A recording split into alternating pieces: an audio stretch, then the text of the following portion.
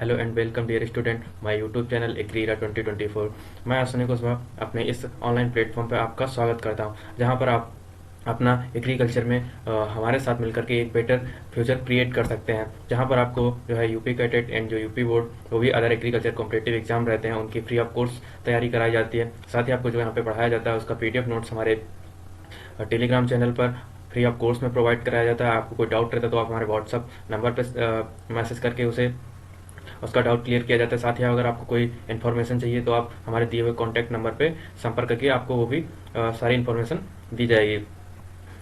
जो आज का हमारा टॉपिक है वो है आम की खेती यानी कि मैंगो की कल्टीवेशन। चलिए तो हम अपना सेशन स्टार्ट करते हैं एक नारे के साथ, जय जवान जय किसान जय कृषि विज्ञान के साथ में। तो जो हमारा आज का सेशन है आम की खेती, तो हम इसका जो है वनस्पतिक परिचय यानी कि बायोलॉजिकल डिस्क्रिप्शन पर सबसे पहले पढ़ेंगे। तो जो आम है इसका वनस्पतिक नाम मैंजीफेरा इंडिका है और जो इसका कुल है एनाकॉर्डियेसी है। साथ ही एनाकॉर्डियेसी कुल में जो हमारा काजू है और पिस्ता भी इसी कुल में आता है। अगर हम इसमें बात करें जो है गुणसूत्र संख्या, तो इसमें गुणसूत्र संख्या 2n बराबर 40 होती है और इसका जो जन्म स्थान है वो भारत बर्मा क्षेत्र है। अगर हम बात करें इसके जन्म स्थान में बहुत सारे मतभेद देखने को मिलते हैं, तो जहाँ सबसे ज़्यादा इसकी कल्टीवेशन की जाती है तो उसी को इसका जन्म स्थान के तौर पे इसे जाना जाता है। अगर हम बात करें इसका क्या उपनाम है, तो इसे फलों का राजा और राष्ट्रीय फल, ये भारत का राष्ट्रीय फल है। और इसे बाथरूम फ्रूट, इसे बाथरूम फ्रूट इसलिए कहते हैं क्योंकि डियर स्टूडेंट जब इसे हम खाते हैं तो इसके बाद जब हम इसको खा लेते हैं तो उसके बाद हमारे जो हाथ हैं वो गंदे हो जाते हैं, तो इसको धुलने के लिए हम बाथरूम में जाते हैं, वॉशरूम में जाते हैं, तो इसलिए हम इसे बाथरूम फ्रूट के नाम से भी जानते हैं।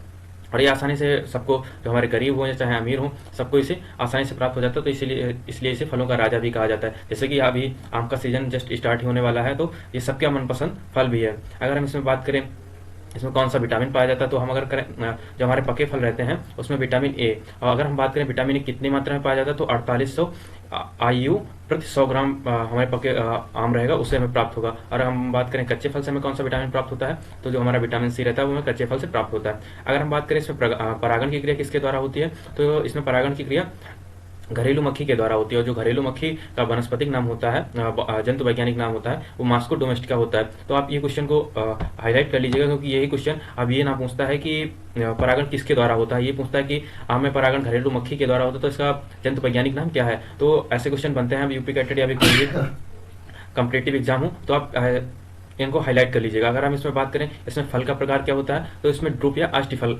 इसका जो फ्रूट फल का प्रकार होता है। वहीं पे अगर हम इसमें बात करें कि जो इसमें खाया जाने वाला भाग क्या रहता है, तो इसमें खाया जाने वाला भाग मध्य फल भित्ति अमीषोगार। जैसा कि आप ये फ्रूट देख रहे हैं, इसका जो हम ऊपर का छिलका रहता है निकाल लेते हैं, उसके बाद हम उसको जो बीज का गुदा रहता है उसको खाते हैं। और कुछ लोग तो ऐसा करते हैं कि उसका गुठली में भी जो थोड़ा बहुत रहता है उसको भी बड़ी चाव से खाते हैं, यानी कि कोई भी बीज चीज़ उसमें वेस्ट नहीं होने देते हैं। अगर हम बात करें आम में TSS कितने % होता है, तो कई बुक्स में 18 से 19% लिखा हुआ है और कई बुक्स में 20 से 22% रहता है। तो आपको जैसा ऑप्शन मिले उस हिसाब से आप इसमें टिक कर सकते हैं। TSS का मतलब होता है टोटल सॉल्वेंट शुगर, यानी कि कुल ठोस शुगर कितनी पाई जाती है इसमें। अगर हम बात करें आम में कितने % जो फूल होते हैं उसमें कितने % फल लगते हैं, तो 0.1% ही हमारे, अगर एग्जाम्पल के तौर पे आपको बताएं तो अगर 1000 फूल आया है तो उसमें हमारा एक ही फल बनेगा, इससे ज़्यादा फल नहीं बनेंगे। हम इसमें बात करें वितरण यानी कि डिस्ट्रीब्यूशन, तो विश्व में सर्वाधिक आम का उत्पादन कहाँ, हमारे यहाँ भारत में ही होता है। अगर हम बात करें भारत में क्षेत्रफल की दृष्टि से सर्वाधिक उत्पादन किसका है, तो आम का है। और आम के बाद फिर कौन सी है क्रॉप, तो जो वो हमारी है नींबू, और तीसरी हमारी केला है। अगर हम बात करें उत्पादन की दृष्टि से कौन सबसे आगे, तो केला है, फिर उसके बाद आम आता है। तो आप यहाँ पे कंफ्यूज मत होइएगा। अगर क्षेत्रफल की दृष्टि से पूछे तो हमारा आम आएगा, और अगर उत्पादन की दृष्टि से पूछे तो केला आएगा। वहीं पे अगर हम बात करें भारत में सर्वाधिक आम उत्पादन कहाँ होता है, तो उत्तर प्रदेश में होता है। उत्तर प्रदेश कितना % देता है, तो 50% उत्तर प्रदेश में होता है। वहीं भारत विश्व का 4% आम उत्पादन भारत में करता है, यानी कि जो भारत है वो विश्व का 4% आम उत्पादन भारत में ही होता है। वही अगर हम इसमें बात करें कि इसके लिए जलवायु कौन सी, तो इसके लिए हमारी जो गर्म तथा नम जलवायु की आवश्यकता होती है, यानी कि ये उष्ण तथा उपोष्ण जलवायु का पौधा है। तो इसमें जो अनुकूल तापमान रहता है वो 24 से 27 डिग्री सेल्सियस होता है। और कम से जो हमारा कम से कम यानी कि जो मिनिमम टेम्परेचर रहेगा वो 4 डिग्री सेल्सियस, और जो हमारा अधिकतम तापमान रहेगा वो कहीं कहीं 44 डिग्री, तो 40 से 45 डिग्री हमारा अधिकतम रहेगा। अगर इससे ज़्यादा हो जाएगा तो हमें हानिकारक प्रभाव देखने को मिलेंगे। अगर हम बात करें कि इसकी कितने एलिवेशन पे खेती की जा सकती है, तो इसकी 1000 मीटर, यानी कि समुद्र तल से हम इसकी 1000 से 1100 मीटर तक इसकी खेती आसानी से कर सकते हैं। वहीं पे हम भूमि की बात करें तो इसमें यह जो आम हमारा फलों का राजा है, तो ये भारत में हर प्रकार की मिट्टी पाई जाती है, तो ये इसके लिए सभी मिट्टी उपयुक्त रहती है, लेकिन इसके लिए जो दोमट मिट्टी रहती है और वो भी अच्छी जल निकास वाली सबसे उपयुक्त मानी जाती है। वहीं पे जब हम इसमें भूमि का चुनाव कर रहे हो तो एक बात का ध्यान रखना चाहिए कि इसकी 2 मीटर के नीचे तक कोई भी कठोर परत नहीं होनी चाहिए, और जो इसका वाटर लेवल रहता है वो 2 से 3 मीटर अधिक से अधिक हो, यानी कि ऊपर वाटर लेवल ऊपर नहीं होना चाहिए। वहीं पे अगर हम बात करें इसके लिए पीएच, तो 5.5 से 7.5 तक इसके लिए सुटेबल पीएच रहता है, और इसको लवणीय तथा क्षारीय मृदा उपयुक्त नहीं होती है, क्योंकि जब हम इसके प्लांट्स को लवणीय या क्षारीय मृदा में इसको ग्रो करेंगे तो क्या होगा, जब हम पौधे को लगाएंगे तो पौधे की पत्तियों में बर्निंग यानी कि पूरे धब्बे पड़ जाते हैं, तो हमारा पौधा सही से ग्रो नहीं करता, तो इसलिए लवणीय तथा क्षारीय मृदा में इसकी खेती नहीं की जा सकती है। वहीं पे हम इसके वैरायटियों की बात करें तो जो हमारी जल्दी पकने वाली हैं, वहीं पे आपसे एक मैं क्वेश्चन ये करूंगा कि जो भारत में जो उत्तरी मैदान रहते हैं उसमें इस समय पे आम की एक वैरायटी आ गई है, तो उसे आज हम जूस के रूप में प्रयोग करते हैं, तो अगर आपको उसको नाम पता हो तो उसका नाम जरूर बताइएगा, नहीं तो हम जब लास्ट करें इस सेशन को लास्ट करेंगे तो उसमें आपको बताएंगे। वहीं पे जो हमारी जल्दी पकने वाली यानी कि अर्ली वैरायटियां कौन सी हैं, तो उसमें हमारी गुलाब खास हो गई, अल्फांसो हो गई, जाफरानी हो गई, बम्बई ग्रीन हो गई, बम्बई येलो हो गई, गोपाल भोग हो गई, स्वर्ण रेखा हो गई। डियर स्टूडेंट, आपको वैरायटी क्योंकि इन्हीं से ही सबसे ज़्यादा जो एग्जाम्स रहते हैं उनमें इन्हीं से क्वेश्चन आते हैं, तो इनको याद करना बहुत डिफिकल्ट रहता है। चलिए हम आपको कहानी के थ्रू इन वैरायटियों को याद कराते हैं। जैसे कि कोई एक गोपाल नाम का लड़का था, तो वो क्या गोपाल नाम का लड़का बम्बई गया। वहीं पे क्या हुआ, उसको एक जो लड़की थी जाफरानी नाम की, ठीक है, तो उसको वो पसंद आ गई, तो उसने क्या किया, उसने सोचा कि जल्दी से जल्दी उसको गुलाब दे दिया जाए, यानी कि जिससे आप गुलाब से समझ सकते हैं आज के एडवांस टेक्नोलॉजी में, तो उसने सोचा जल्दी से जल्दी इसे प्रपोज कर दिया जाए। और वो कैसी थी, एकदम स्वर्ण रेखा, मतलब यानी कि बहुत ही खूबसूरत थी। तो आप इस तरीके से, जैसे हमारा गुलाम नाम का लड़का था, गोपाल नाम का लड़का था, तो इससे हमारा गोपाल भोग हो गई। और वो कहाँ गया, तो हमारा बम्बई गया, बम्बई से बम्बई ग्रीन और बम्बई येलो हो गई। और वहीं पे किस लड़की से उसे प्यार हुआ, तो जाफरानी नाम की लड़की थी, और उसने उसको क्या दिया, तो उसने उसे गुलाब, यानी गुलाब से गुलाब खास हो गई, और वो सुंदर थी, स्वर्ण रूप की थी, तो हमारी अगली वैरायटी स्वर्ण रेखा हो गई। और रही हमारी आखिरी लास्ट, तो वो अल्फांसो हो गई। तो चलिए हम अपनी जो है अगली तरफ बढ़ते हैं। वहीं पे जो हमारी देर से पकने वाली, यानी कि जो हमारी देर से पकने वाली वैरायटियां हैं, उसमें जो हमारी चौसा है, फजली है, नीलम है, वानेशान है, मोतिया है, मनपसंद है और तमुरिया है। तो इसके लिए भी हम आपको एक इंटरेस्टिंग स्टोरी बताते हैं कि क्या हुआ। आप लोग हाथों में नहीं कहते हैं रत्ना मोतिया, रत्न या मोती पहनते हैं, तो वहीं पे हमने क्या किया, इसको एक पीछे से साफ कराने के लिए इसको दे दिया। आते हैं गांव में, तो हमने इसका अपना जो अंगूठी था, उसका जो मोती रहता है, उसको साफ कराने के लिए हमने उसको दे दिया। तो इससे क्या होगा, मोती से हमारी मोतिया हो जाएगी, और वो आपकी मनपसंद अंगूठी थी तो उसमें मनपसंद हो गया। और किसकी थी, तो नीलम की थी, और उसने पीछे से उसको साफ किया, तो पीछे से तो हमारे पास से फजली हो जाएगी, और चौसा और तमुरिया। वहीं पे जो हमारी मध्यम पकने वाली प्रजातियां हैं, उसमें हमारी दशहरी हो गई, लंगड़ा हो गया, कृष्णभोग हो गया, आम्रपाली, मल्लिका, अरुणिमा, बस्ती 5 और लखनऊ सफेदा। इसकी भी एक स्टोरी के साथ आपको वैरायटियां याद कराते हैं। जैसे कि एक कोई लड़का था, वो कृष्णा नाम का था, और वो क्या करता था, और वो मध्यम परिवार से था, और वो कहाँ गया, लखनऊ गया। लखनऊ में गया तो उसे एक उसकी जो ख्वाबों की मल्लिका थी, जो ख्वाबों की मल्लिका उसकी कौन थी, अरुणिमा, वो कहाँ रहती थी, बस्ती 5 में रहती थी, और उसका जो रंग था वो सफेद था। तो वो उसने क्या किया, उसने जो हमारा कृष्णा था, उसे कृष्णा से हमारी कृष्णभोग हो गई, और जो उसकी ख्वाबों की मल्लिका थी, तो उसके मल्लिका ख्वाबों की मल्लिका माँ से मल्लिका से हमारी मल्लिका प्रजाति हो गई। और वो कौन थी उसकी ख्वाबों की मल्लिका, तो वो हमारी अरुणिमा थी, और वो कहाँ की रहने वाली थी, वो बस्ती की रहने वाली थी, जो हमारे उत्तर प्रदेश का जिला स्टेट है, वहीं पे हमारा बस्ती जिला रहता है, तो वहाँ की वो रहने वाली थी। और जो उसका जो लखनऊ गया, तो वहाँ पे वो लखनऊ रहती थी, लखनऊ में आई थी वो, तो उसका जो रंग था एकदम, आप तो देखते हैं कि लखनऊ में एकदम सफेद सफेद सब लोग दिखते हैं, तो उससे हमारी लखनऊ सफेदा हो गई। और रही बची हमारी दशहरी और लंगड़ा और आम्रपाली। साथ ही हमारी जो हाइब्रिड किस्में हैं, उसमें हमारी जो आम्रपाली है वो दशहरी इंटू नीलम, यानी कि डीएनए, तो दशहरी इंटू नीलम यानी कि डीएनए से हमारा दशहरी हो जाएगा, और एन से हमारा नीलम हो जाएगा, और ए से हमारा आम्रपाली हो जाएगा। तो आप इससे इसको याद कर सकते हैं। अल्फांसो, अल्फांसो मतलब आरएनए, रत्ना, रत्ना गुणे नीलम, यानी कि रत्ना गुणे नीलम, और ए से अल्फांसो। तो इसे डीएनए और आरएनए, ये डीएनए आरएनए डीऑक्सीराइबोस शर्करा और राइबोस न्यूक्लिक एसिड नहीं है, तो ये इस तरीके से आप इसको ट्रिक के हिसाब से आप इसको याद कर सकते हैं। वहीं पे जो हमारी अगली वैरायटी है वो सिंधु। सिंधु इसका जो क्रास है रत्ना गुणे अल्फांसो, यानी कि इसको रास के RAS रस से आप इसको याद कर सकते हैं, यानी कि रत्ना रस से हमारा R से हो जाएगा रत्ना और A से हो जाएगा हमारा अल्फांसो और S से हो जाएगा हमारा सिंधु। ये हमारी सीडलेस वैरायटी है और ये हमारी जो कोंकण विद्यापीठ महाराष्ट्र टपोली में स्थित है वहां से इसको विकसित किया गया है। तो आप ये भी ध्यान रखिएगा, क्योंकि अब से ये नहीं पूछा जाता है कि सिंधु किसकी वैरायटी है, तो करंट में क्वेश्चन ये आता है कहाँ से विकसित हुई। तो जो हमारा जो कोंकण विद्यापीठ है जो टपोली महाराष्ट्र में स्थित है वहां से यह विकसित की हुई है।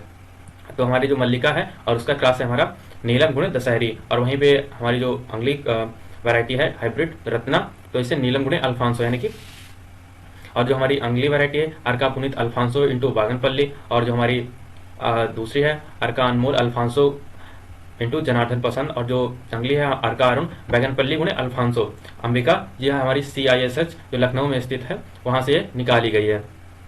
तो आप इनको इस तरीके से याद कर सकते हैं।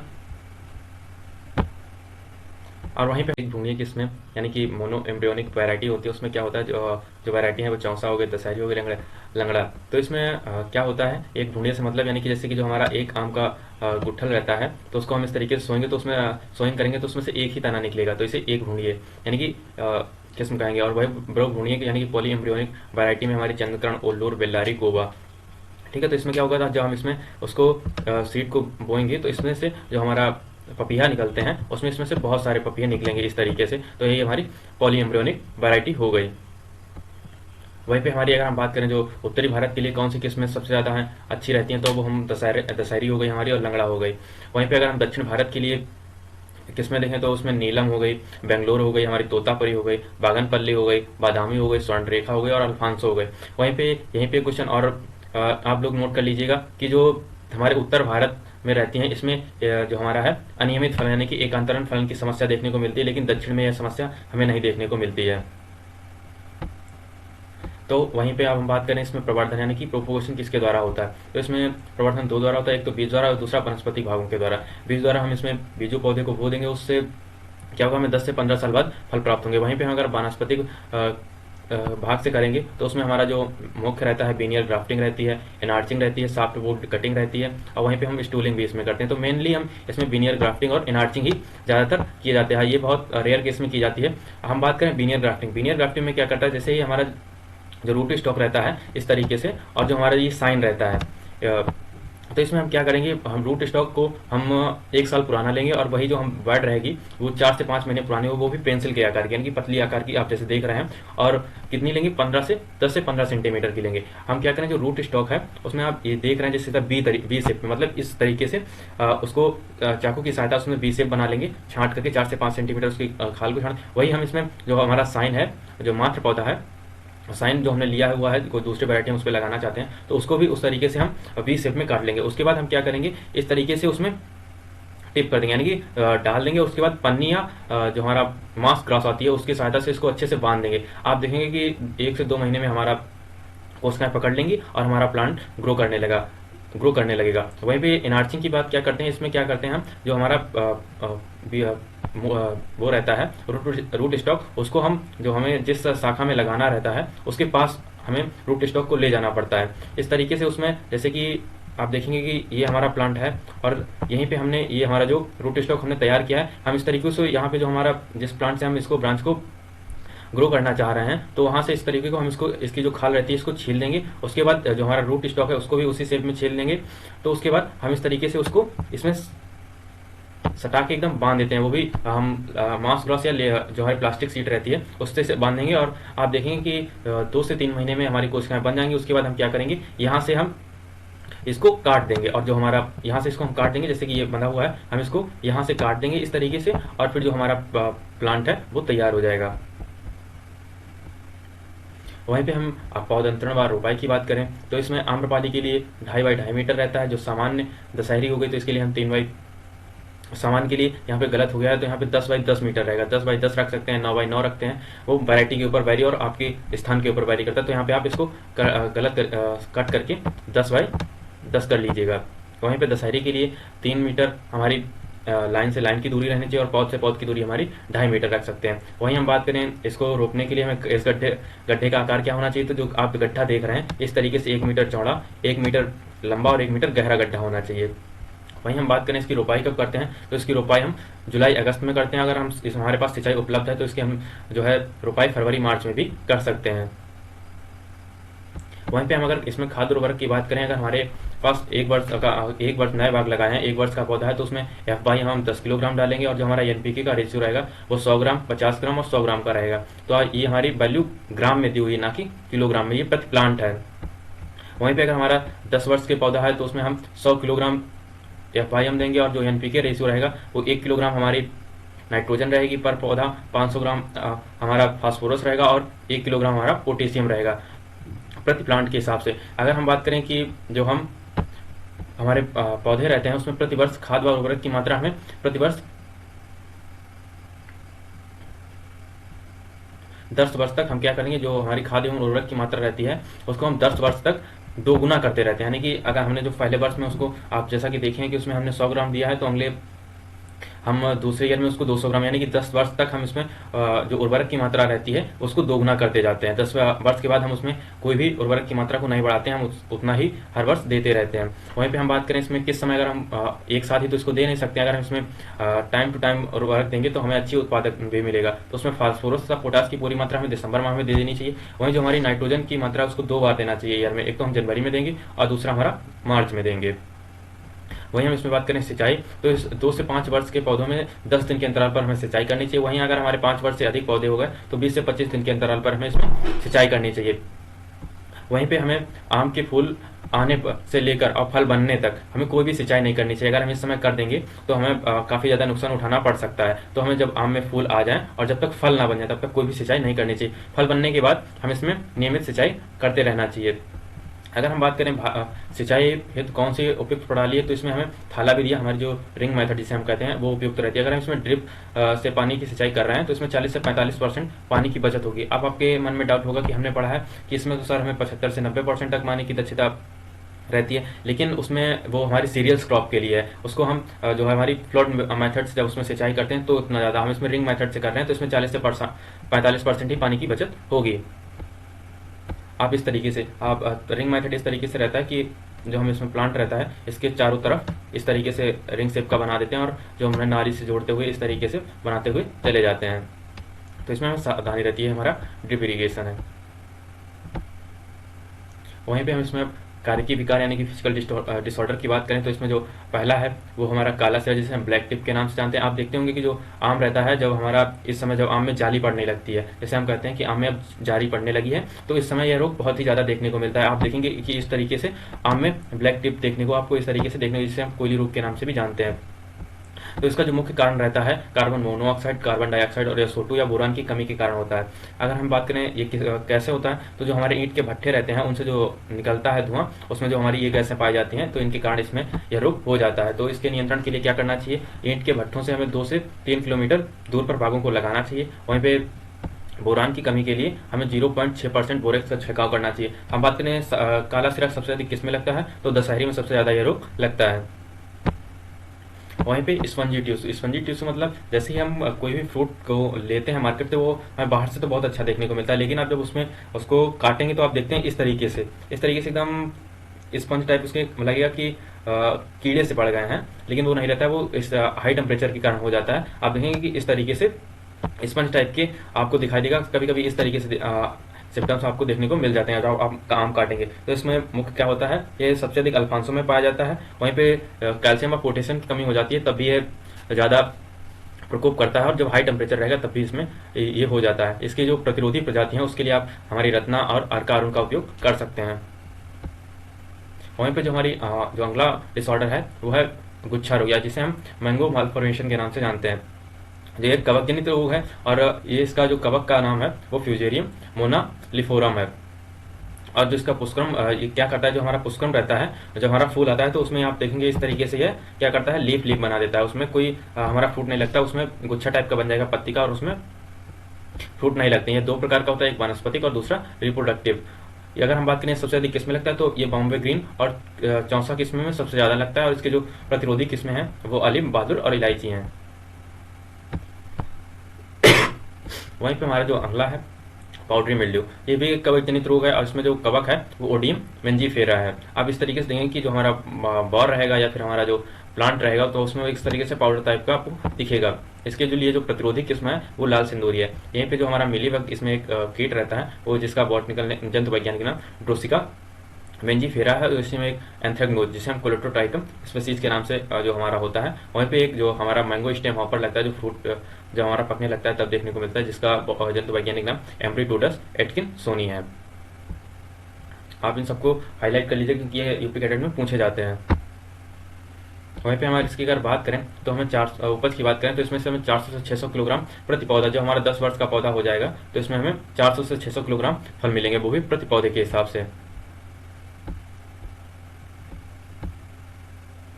अब जो हमारे आम से महत्वपूर्ण संबंधित जो महत्वपूर्ण बिंदु है, यानी कि जो भी एग्जाम के तौर से बहुत ही ज़्यादा इंपॉर्टेंट है, उनको मैंने इसमें लिख दिया है। तो आप इस तरीके से इसको अच्छे से हाईलाइट करते जाइएगा, मैं बताता जाऊंगा इन क्वेश्चनों को। तो ये हमारे जो यूपी कैडेट या भी कोई भी कॉम्पिटेटिव एग्जाम है उसमें ये देखने को मिलते हैं। अगर अभी तक आपने हमारे चैनल को सब्सक्राइब नहीं किया तो चैनल को सब्सक्राइब कर लीजिए, वहीं पे बेल आइकन को भी दबा दीजिए, और साथ ही आपके जो फ्रेंड्स हैं उनको भी शेयर कर दीजिए, क्योंकि इतनी अच्छी जानकारी इतने सस्ते में तो नहीं कहीं कोई भी प्रोवाइड कराएगा। जो आम में अगर हम बात करें, आम में जो फूल रहते हैं वो 1 वर्ष पुरानी टहनियों पर मिलते हैं, और उन कलिकाओं को क्या कहते हैं, वो टर्मिनल बड, यानी कि अगर हम बात करें कि किन पर फूल लगते हैं तो टर्मिनल बड यानी कि अग्र कलिकाओं। यानी कि आपसे क्वेश्चन पूछा जाएगा कि आम में फूल जो फूल हैं वो किन कलिकाओं पे लगते हैं, तो टर्मिनल बड या अग्र कलिकाओं पे लगते हैं। वहीं पे हम बात करें अल्फांसो, सर्वाधिक निर्यात होने वाली किस्म है। अल्फांसो जो है, जो हमारी किस्म है वो सर्वाधिक निर्यात होने वाली किस्म है। इसको भी इंपॉर्टेंट में डाल लीजिए क्योंकि ये बहुत क्वेश्चन बहुत बार पूछा गया है। वहीं जो हमारी केसर वैरायटी है वो प्रसंस्करण के लिए बहुत ही उपयुक्त है। ये भी क्वेश्चन इंपॉर्टेंट है। ये जो भी क्वेश्चन मैं आपको बता रहा हूँ, ये जो हमारे इंपॉर्टेंट बिंदु हैं, ये सभी क्वेश्चन जो है हमारे कोई भी एग्जाम रहा है उसमें पूछे गए हैं, तो आप इन्हें हाईलाइट करते रहिएगा और पढ़ते भी रहिएगा। जो हमारी मल्लिका वैरायटी है इसमें सर्वाधिक विटामिन ए पाया जाता है। वहीं पे जो हमारी आम्रपाली के जो बाग रहते हैं उसको हम अगर 1 हेक्टेयर में कितने पौधे लगते हैं तो उसमें 1600 पौधे लगते हैं। वहीं पे अगर हम बात करें कि पौधे की संख्या 1 हेक्टेयर में कैसे निकालें, तो जो हमारा 1 हेक्टेयर में कितने वर्ग मीटर, तो 10,000 वर्ग मीटर इंटू पौधांतरण। तो इसमें से हम भाग करेंगे तो इस जो हमारे पौधों की संख्या है वो अब निकल आएगी, और आप अगर आपको पौधांतरण पता है तो आप इससे भी पौधों की संख्या निकाल सकते हैं, तो आपको याद करने की जरूरत कोई भी नहीं है। अगर हम वहीं बात करें तो आम्रपाली अति सघन बागवानी हेतु उपयुक्त रहती है, और जो हमारी गृह वाटिका रहती है, यहाँ पे गलत टाइपिंग हो गया, तो यहाँ हमारी जो गृह वाटिका के लिए उपयुक्त किस्म है वो आम्रपाली है। इसके लिए जो पौधांतरण रहता है वो 2.5 बाई 2.5 मीटर रहता है। अगर हम बात करें हमें अगर आम्रपाली की रोपाई करनी है तो हमें किस वाहक की विधि का उपयोग करना चाहिए, तो हमें ट्रेंगुलर यानी कि त्रिभुजाकार विधि से हमें पौधों को लगाना चाहिए। वहीं पर हमारी जो वाइलेई कोलमन एक जो वैरायटी है वो ऑक्टोप्लॉइड है, यानी कि ये जो हमारी वैरायटी है ये टेट्राप्लॉइड थी लेकिन ये एक्टोप्लॉइड है, यानी कि इसमें 2n बराबर 80 गुणसूत्र रहते हैं, यानी कि इसमें जो आधारीय गुणसूत्र रहेंगे वो 10 रहेंगे। यहीं अगर ये जो हमारी वैरायटी है ये हमारी जो मूल ग्रंथ के लिए बहुत ही उपयुक्त वैरायटी है। वहीं हम बात करें भारत में सर्वाधिक आम में सर्वाधिक विटामिन सी किस में पाया जाता है, तो बॉम्बे ग्रीन में पाया जाता है। और अगर हम बात करें सर्वाधिक टीएसएस किस में पाया जाता है, तो जेवीएल में कितने परसेंट, तो 24% पाया जाता है। वहीं हम बात करें आम में फूल आने का समय क्या है, तो जनवरी के अंत से आप फरवरी में देखेंगे कि हमारे बागों में फूल आ जाते हैं। वहीं पे अगर फूल खिलने का समय पूछा जाए तो मार्च में हमारे फूल खिलते हैं। वहीं पे फल लगने का समय कब से कब स्टार्ट हो जाता है, तो मार्च के अंत से लेके अप्रैल के प्रथम माह तक आप देखेंगे कि हमारे जो आम के बाग रहते हैं उसमें मटर के पी स्टेज के टाइप के फल लगने शुरू हो जाते हैं। वहीं हम बात करें पकने का समय कब होता है, तो मई से जून में हमारे फल पकने लगते हैं। वहीं पे बाजार में उपलब्ध होने वाली पहली प्रथम किस्म कौन सी है, तो वो हमारी तोतापुरी, जैसे कि हमने क्वेश्चन में पूछा था अभी। भारत में सर्वाधिक वजन यानी कि आम में सर्वाधिक वजन फल में कब बढ़ता है, तो जो हमारा मई रहता है इस समय पे जो हमारे आम के फल रहते हैं उसमें वजन बहुत ही ज़्यादा मात्रा में बढ़ता है। वहीं पे अगर हम बात करें सबसे ज़्यादा जो हमारा दशहरी किस्म है उसी में फल लगते हैं। वहीं पे जो हमारी उत्परिवर्तित किस्म कौन सी है, तो रोसिका है। वही जूस बनाने में कौन सी किस्म का उपयोग किया जाता है, चौसा, जो कि सर्वाधिक बहुत ही ज़्यादा मीठी होती है। और जो हमारे इसमें आम में जो TSS% रहता है वो 20 से 22% रहता है। वहीं पे हमारी जो बीज रहित प्रजाति है वो सिंधु है। सिंधु में गूदे की मात्रा 85 से 90% रहती है, और इसमें जो बीज का वजन रहता है वो 3 से 4 ग्राम रहता है। वहीं पे जो आम के बीज रहते हैं जिसे हम गुठली रहते हैं उनको लोग सुखाकर खाते हैं, तो इसमें जो प्रोटीन रहता है वो 9.5 रहता है। वहीं पे आम में प्रूनिंग का समय अक्टूबर से नवंबर माह रहता है। अगर हम बात करें आम में लिंगानुपात कितना होता है, यानी कि तो इसमें 3 अनुपात, यानी कि उभयलिंगी पुष्प और नर का अनुपात 3:1 होगा। वहीं पे जो इसमें ग्राफ्टिंग का समय रहता है वो जून से जुलाई रहता है। और जो हमारी रोमानी आम की वैरायटी है वो सेब के आकार के उसमें फल आते हैं। और जो हमारी दशहरी है वो डिब्बाबंदी या कैनिंग के हेतु उपयुक्त रहती है। अगर हम बात करें इसका भंडारण, तो इसमें 8 से 9 डिग्री सेंटीग्रेड ताप पर जो ह्यूमिडिटी है हमारी 85 से 90% रहेगी, तो इसे हम 10 से 15 दिन के लिए संरक्षित कर सकते हैं। अगर हम बात करें आम में सर्वाधिक फल झड़न किस स्टेज पे होता है, तो पी स्टेज पर होता है। जो आम में छोटी पत्ती रोग होता है वो जिंक की कमी से होता है, और जो इसका पुष्पक्रम रहता है वो पेनिकल रहता है। Thank you dear student. अगर आपको ये सेशन पसंद आया हो तो वीडियो को लाइक करें, कमेंट करें, साथ ही साथ आपके जो स्टूडेंट फ्रेंड हैं उनके पास शेयर करें। और अगर अभी तक आपने हमारे यूट्यूब चैनल को सब्सक्राइब नहीं किया तो प्लीज़ हमारे चैनल को सब्सक्राइब करें।